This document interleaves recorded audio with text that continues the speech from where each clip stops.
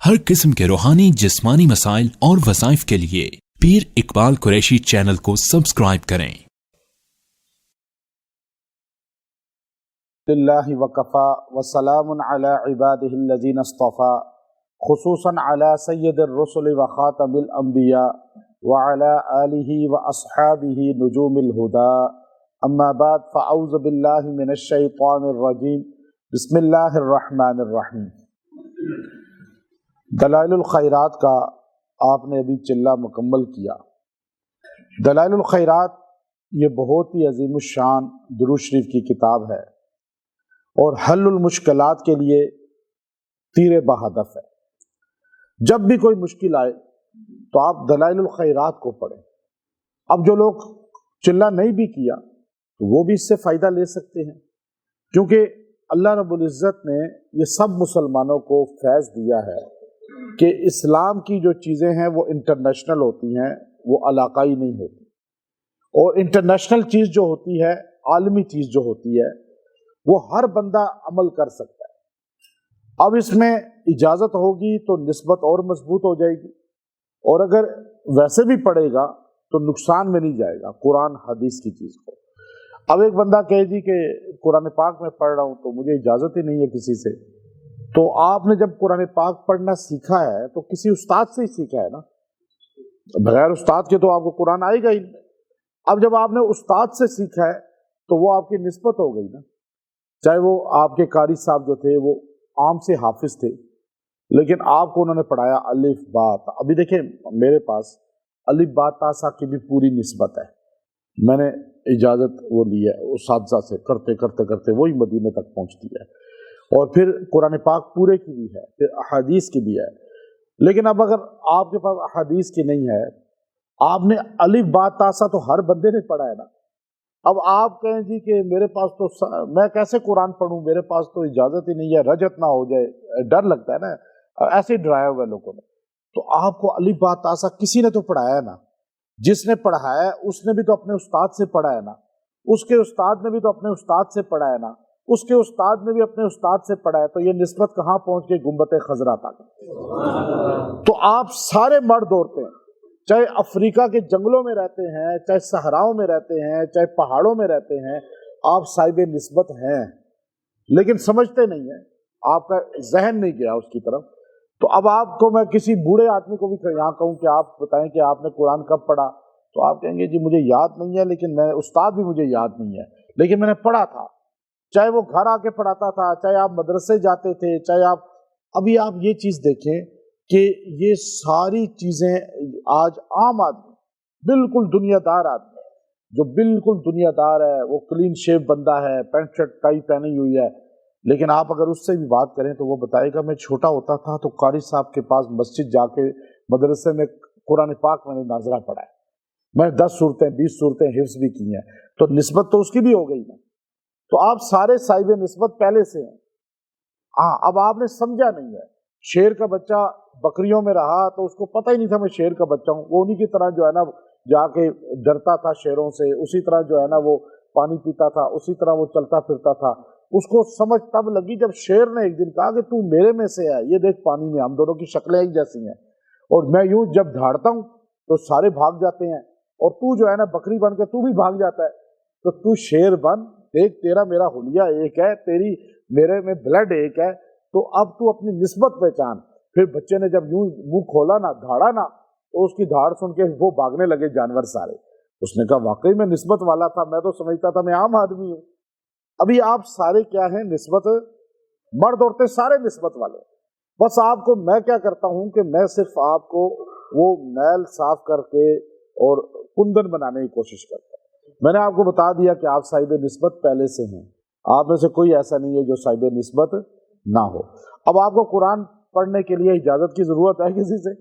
کوئی اجازت نہیں، کیونکہ آپ کو اجازت تو مل گئی نالی با آپ نے جب پڑھا استاد سے۔ اچھا اب آپ دیکھیے کہ اب آپ چاہتے ہیں کہ ہاں مختلف چیزیں الگ الگ، اس کی اجازت لیں۔ پھر آپ کو میں نے ابھی دلائل الخیرات پڑھائی، اب میں آپ کو کہہ رہا ہوں کہ آپ کو اجازت ہے سب کو۔ اب یہاں مجھ سے لوگ کمنٹس کرتے ہیں، پوچھتے ہیں واٹس اپ کر کے اجازت دیں، میں کہہ رہا ہوں میں تو بخل کرتا ہی نہیں، میں تو سب کو کہتا ہوں اجازت ہے، ہم نے تو سینے میں رکھنا نہیں ہے بلکہ آگے منتقل کرنا ہے۔ اور الحمدللہ میں نے اس کو باقاعدہ مجاہدے کے ساتھ اجازت لی ہے۔ آپ کو تو یہاں بیٹھے بٹھائی کہہ رہا ہوں، اجازت ہے سب کو دیکھیں نا۔ اب میں نے یہاں سے سفر کیے، مجاہدے کاٹے، مہنگے ٹکٹ لیے، مہنگے ویزے لگوائے، پھر بائی روڈ تھکاوٹ والے سفر کیے، پھر تھکے اس میں جب یہ کیے، پھر ان کی قبر پہ گئے، پھر وہاں رات دن گزارا، پھر وہاں بیٹھ کے اس کا ختم کیا، پھر وہاں ان کے گدی نشین سے جو ان کی نسل میں ہے اجازت لی۔ اب اس نے ہمیں سینے سے سینہ جوڑ کے دبا کر مجھے کہا میں آپ کو اجازت دیتا ہوں۔ اب آپ یہ دیکھیے، میں آپ کو یہاں بیٹھے بیٹھے کہہ رہا ہوں اجازت ہے۔ اب آپ دیکھیں، حضرت جابر بن عبداللہ رضی اللہ تعالیٰ عنہ شام میں بیٹھے ہوتے تھے دمشق کی مسجد میں، تو لوگ آتے تھے، آ کر کہتے تھے ہمیں نبی صلی اللہ علیہ وسلم کی حدیث کی سند کے ساتھ اجازت دے دے۔ اب سند بیان کرتے اور کہتے جاؤ اجازت ہے، پھر کہتے جاؤ موج کرو، تم نے بیٹھے بٹھائے سند لے لی اور ہم نے مجاہدے کیے اس کے لیے۔ تو اصل ہمارے ہاں جو نیٹ پر اور یہ دنیا میں جو اتنا ہر بندہ بیٹھ کے اپنا اپنا جو ہے نا وہ کر رہا ہے، جی میں فلاں کیا چل رہا، فلاں کی اجازت، لیکن ایک بندہ اگر 1000 بندہ آپ کو نیٹ پہ ملے گا نا عملیات اور وظائف کی فیلڈ میں، تو شاید 1000 میں سے ایک بندہ بھی نہیں ہوگا جس نے مجاہدہ کاٹا ہوگا، سفر کیا ہوگا، اور وہ صرف آپ کو نیٹ سے لے کے دیتا رہے گا۔ تو آپ تھوڑا سا شعور رکھیں، لوگوں کو دیکھیں۔ اب ہم دیکھیں نا، جہاں میں جاتا ہوں میں اس کو لائیو دکھاتا ہوں تاکہ لوگوں کو پتہ چلے کہ ہم جو چیز آپ کو دے رہے ہیں یہ اصل میں صحابہ کا طریقہ تھا کہ صحابہ سفر کرتے تھے۔ اولیاء عبد القادر جیلانی رحمۃ اللہ علیہ جیسا بندہ، اب دیکھیے 12-13 سال کی عمر میں اپنا گھر چھوڑ کے سفر کیا۔ بایزید بستامی رحمۃ اللہ علیہ ایسے ولی کامل ہیں کہ آپ کی والدہ سے کہنے لگے دیکھیں اماں، 3 باتیں ہیں قرآن میں نے پڑھی، لازم ملزوم ہے 3 باتیں، اب میں ان تینوں میں بڑا پریشان ہوں۔ کا کیا ہے؟ کہ اطیع اللہ اطیع الرسول، اللہ کی اطاعت کرو، رسول کی، جڑی ہوئی ہے نا۔ اب اللہ کی چھوڑ دو، رسول کی چھوڑ دو، ایک کی بھی چھوڑو گے تو ناکام ہو جاؤ گے۔ اقیم الصلاۃ وآتوا الزکاۃ، نماز ادا کرو اور زکوٰۃ دو، دونوں جڑی ہوئی ہیں۔ اگر ایک کو بھی چھوڑ دیا تو کام خراب ہو جائے گا۔ اب دونوں کو پکڑنا ہے، وہاں بھی دونوں کو پکڑنا ہے۔ اب یہاں لکھا ہوا ہے ایک جگہ انشکر لی ولیوالدیک، میرا شکر ادا کرو اور اپنے ماں باپ کا شکر ادا کرو۔ اب مجھے بتائیں، میں اللہ کا شکر ادا کرتا ہوں تو مجھے سفر کرنے پڑتے ہیں، گھر چھوڑنا پڑتا ہے۔ اب دیکھیں تبلیغ والے پھرتے ہیں، لوگ کہتے ہیں جی کیا گھر چھوڑ کے پھر رہے ہیں، گھر کا حقوق ادا نہیں کر رہے۔ تو یہ اولیاء کی زندگی دیکھیے کہ علامہ یوسف نبہانی رحمۃ اللہ علیہ اپنی کتاب کرامات اولیاء میں لکھتے ہیں کہ آپ نے کہا مجھے 2 اب بتائیں باتیں، میں اللہ کی اطاعت کرتا ہوں تو آپ کی کمی آتی ہے آپ کی خدمت میں۔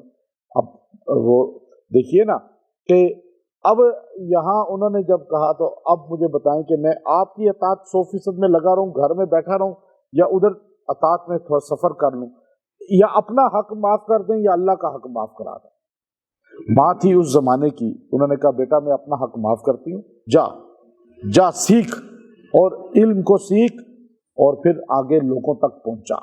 بایزید بستامی رحمۃ اللہ علیہ گھر سے گئے، 1 مہینہ 6 مہینے سال نہیں 22 سال تک نہیں آئے۔ 22 سال بعد گھر آئے تو پوری دنیا میں پھر چکے تھے تحصیل علم کے لیے، اولیاء کے قدموں میں بیٹھ چکے تھے۔ جب دستک دی تو ماں بوڑھی ہو گئی، ضعیف۔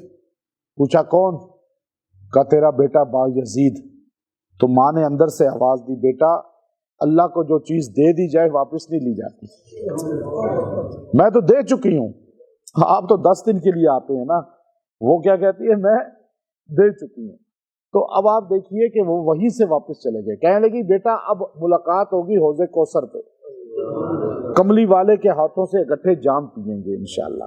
اب یہ دیکھیے یہ نیتیں آج کل کدھر ہیں؟ آج کل قربانی نہیں ہے، آج کل مجاہدے نہیں ہیں، آج کل جو ہے اب لوگ واٹس اپ کرتے ہیں، جی حضرت اجازت دے دیں، اچھا کال کریں گے اجازت۔ مولانا نفیس الحسینی رحمۃ اللہ علیہ فوت ہوئے تو ان کے بعد ایک بندہ آ گیا، ان کے خلفاء، میں مجاز ہوں، تو ایک کلین شیپ بندہ کہتا ہے جی میں بھی مجاز ہوں۔ کہا جی آپ کو کیسے اجازت دی حضرت نے؟ کہنے لگے جی اجازت دی تھی مجھے اور بڑے مجمع کے سامنے اجازت دی ہے۔ تو کہا کیسے اجازت دی ہے؟ پگڑی پہنائی، کیا کیا؟ کہا جی میں سارا مجمع بیٹھا ہوا تھا، حضرت بھی بیٹھے ہوئے تھے، تو میں نے اٹھ کے کہا حضرت اجازت ہے؟ حضرت کہنے لگے اجازت ہے، تو میں نے ہاتھ ملا کے چلا گیا۔ ابھی آپ جیسے مجھ سے اجازتیں لے گا، اجازت ہے حضرت؟ اجازت ہے، جانے کی اجازت ہے نا، تو وہ مجاز بن گیا۔ تو ایسے مجازین آج کل بھرے ہوئے ہیں، اجازت ہے، اجازت ہے، بس اجازت ہو گئی جی، بس نہ مجاہدہ نہ کوئی۔ اب یہاں پر خلافتیں بھی یوں تقسیم ہوتی ہیں جیسے گڈیریا نہیں تقسیم ہوتی، جیسے یہ نیاز تقسیم ہوتی ہے، وہ میٹھی میٹھی گولیاں جو ہے، جیسے گلاب جامن تقسیم ہوتے ہیں، ایسے یہاں پہ خلافتیں تقسیم ہوتی ہیں، کیونکہ مجاہدہ کرایا ہی نہیں جاتا، کیونکہ اپنے معاونین بنانے ہیں نا، کہ میں ہر شہر میں جاؤں تو مجھے کھانے کی جگہ ملے، حرام کی جگہ ملے، تو آپ میرے خلیفہ ہیں، کیونکہ مجھے گجرانوالہ میں جگہ مل گئی، آپ حفظ آباد کے ہیں، میری خلیفہ ہیں، آپ کراچی میں ہیں، لاہور میں ہیں، میرے خلیفہ ہیں، ملتان میں ہیں، میرے خلیفہ ہیں، کیوں کہ میری جگہ بن گئی نا۔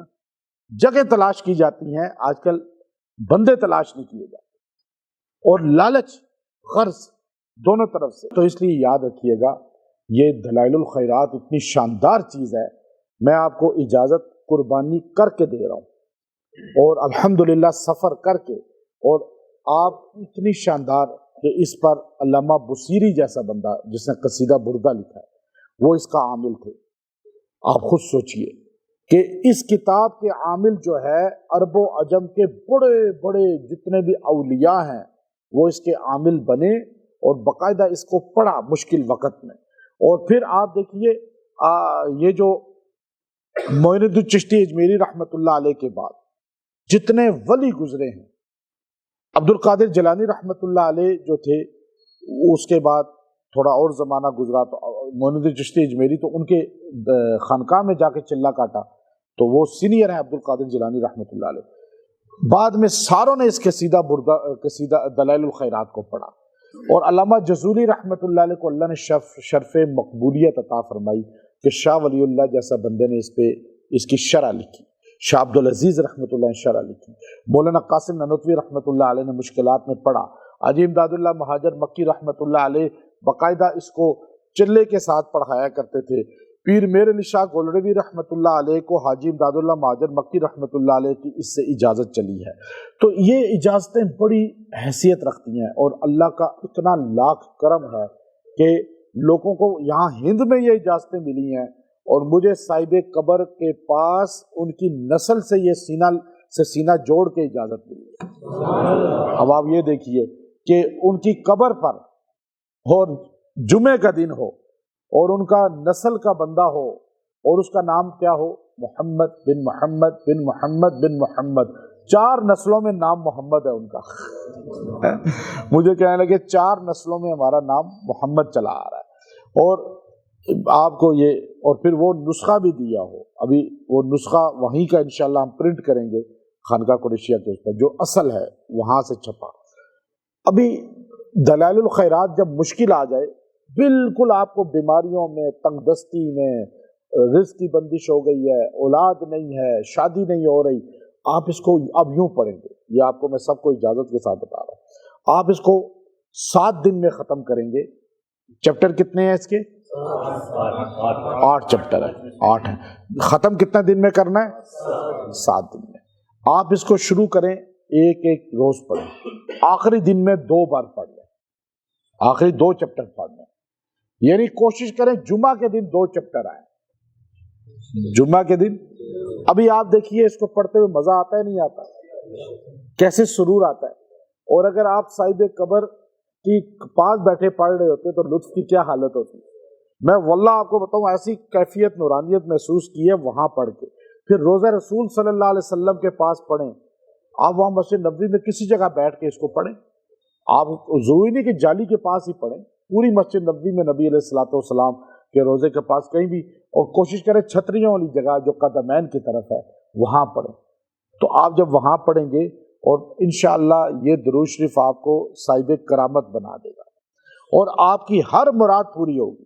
آپ مدینے جائیں تو دلائل الخیرات کو پڑھیں، سب سے افضل یہ چیز ہے، دلائل الخیرات پڑھتے رہیں، اور مدینے کی گلیوں میں پھرتے ہوئے صلاۃ البیر اور صلاۃ العروس کو پڑھیں، آپ کو ایسا لطف آئے گا اور آپ کو تازگی مل جائے گی۔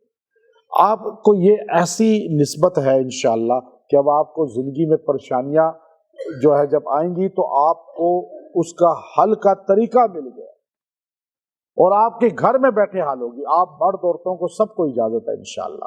اور آپ یہ آج سے اپنا وظیفہ بنا لیں اور انشاءاللہ العزیز یہ دلائل الخیرات تو آپ کو اجازت دے دی. ہر رمضان میں ہم انشاءاللہ اسی طرح اعتکاف میں آپ تازکی بھی کیا کریں. ہر اعتکاف میں 10 دن آ کے یہاں تازکی کریں گے. رمضان میں سال میں 2 موقع میں دیتا ہوں آپ کے ساتھ. دیکھیے 10 دن پورا آپ کے ساتھ وقت دیا نہیں دیا, میں ایسے ٹائم دے نہیں سکتا, مصروفیت ایسی ہوتی ہے. لیکن ایک میں حزب البحر جب ماہ سفر میں پہلے ہفتے میں 3 دن اجتماع ہوتا ہے یہاں اعتکافی. حزب البحر کی بھی سنت ہماری دیکھیے, لوگ حزب البحر یہاں بیٹھے ممبروں پہ یوٹیوب سے دیکھ کے اجازت دیتے ہیں, لیکن اللہ نے ہم پر احسان عظیم کیا کہ میں ابو الحسن شاذلی رحمۃ اللہ علیہ کے گاؤں میں پہنچا 8 گھنٹے پہاڑوں میں مراکو میں سفر کر کے, اور پھر ان کی شیخ اور مرشد جو عبد القادر جیلانی رحمۃ اللہ علیہ کے خلیفہ تھے, عبدالسلام مشیش رحمۃ اللہ علیہ کی قبر پہ جا کے اس کا چلہ کیا, اور اس غار میں بیٹھ کے ان کے نسل والوں نے ہمیں اس کی اجازت اور چلہ کرایا, جہاں بیٹھ کے ابو الحسن شاذلی رحمۃ اللہ علیہ نے بیعت بھی کی تھی اپنے مرشد سے, اور اصول بھی سارے اس کے جتنے بھی اس کی منازل ہیں وہ طے کی.